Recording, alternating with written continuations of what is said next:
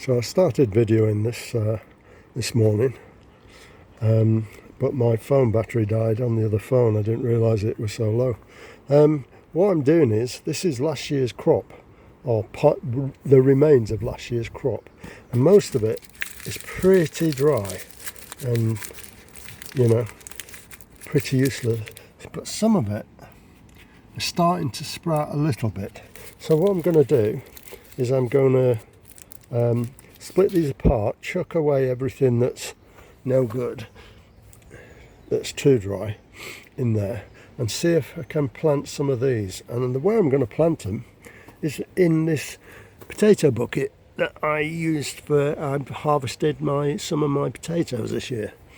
You see I previously did it for beetroot and for chard, and so I'm going to put some in here and see how it goes.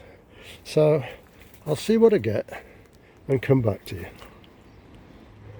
So here's the thing, this is what I'm left with.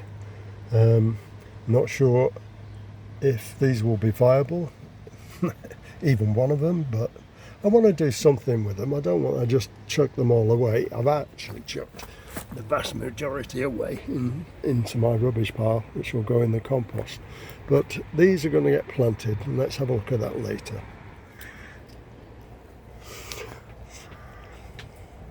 So that's what I'm aiming for. I'm not sure if anything's going to happen with these, but let's see. I have also sown some long white ice cool radish today. Put 3 in each cell. I did record it on the other phone, but I'm not sure how much of it I've got.